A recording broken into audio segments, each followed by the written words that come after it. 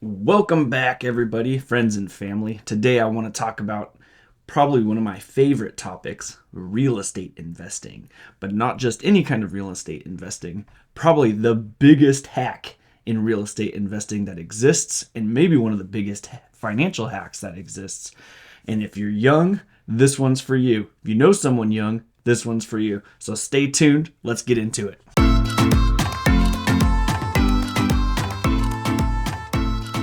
Welcome back, everybody, to the Wealthy Idiot Show. My name's AJ.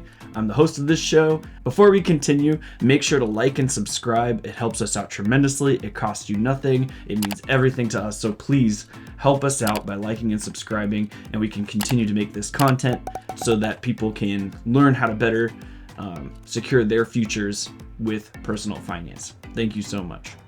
This episode is going to have a lot of data in it, so I'll put a lot of it on the screen. You can see as we're going, but real quick, let me give you a summary of what house hacking is. So house hacking is where you buy a home, either a single family home or a multiplex, and you attempt to rent out as much of it as possible while also living there yourself.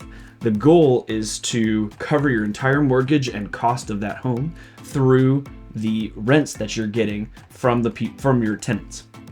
So you yourself are living there for free, and in some cases, maybe producing an income from the rents coming from your tenants.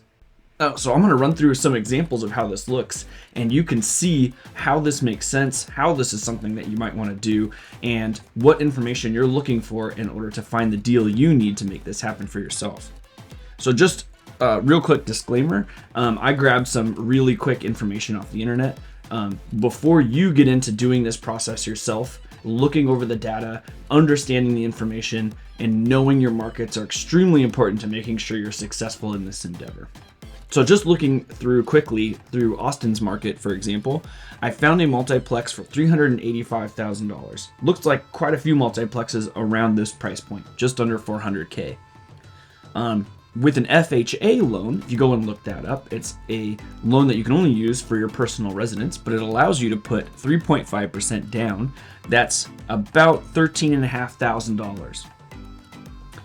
That would make your estimated monthly cost, if you include your insurance, taxes, everything, somewhere around $3,081 monthly cost for this property. Maintenance, usually when you buy a new property, there's some work that you have to do in order to get that property up to date. So I like to estimate maybe somewhere just under, in this case, I estimate about 7%, right? Just double what you're putting out as a down payment. I think that's a good amount at $26,950, but that changes depending on the property. So what you're looking for is a property that needs maybe a little bit of work, but nothing serious. So you want like new roofs, you want structural integrity, you want to make sure the inspections come through, everything looks good. So all you have to do is maybe update some stuff, change some light fixtures, paint some cabinets, and the place is looking ready and good to go.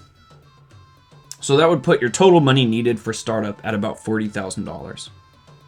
If I was going to start over now, what I would do is probably get out of college, work as hard as I can, pick up side hustles, whether that's Uber, DoorDash, whatever it takes to try and put together this $40,000 and do this before even going to school.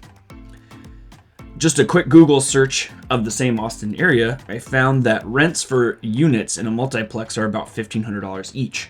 If you were to rent out 3, that would be $4,500. So if you found a 4-plex, you lived in one, you rented out the other 3, you would make about $4,500. And if you recall, the monthly cost of your property is just over $3,000. That provides you a cash flow of $1,419. So if you can rent them all out, you always got to assume a little bit of vacancy is going to happen. You always have to prepare for repairs if needed, because as the landlord, you're responsible for making sure the property is good to go. But you could expect to get probably between $1,000 and $1,400 worth of actual cash flow from this property. Then, also for the total year of cash flow, you're looking at about $17,000 for first year cash flow. That's crazy. Then, if you consider appreciation, average appreciation on a home over like a 30-year time span is about 4% per year. So you may buy now, maybe kind of high on top of the market, but if you keep that property for 30 years, you're looking at a 4% appreciation each year. That's $15,400 a year. Then your mortgage is getting paid down. So your residents are paying down your mortgage. The first year principal pay down is just over $5,000. If you add all those up together, you get a net worth increase of $37,428. That's an ROI of 93%. You almost double your money in 1 year with this house hacking method. 93%. There's almost nothing with an ROI like that. With an FHA loan, you're required to stay in the property for at least 1 year.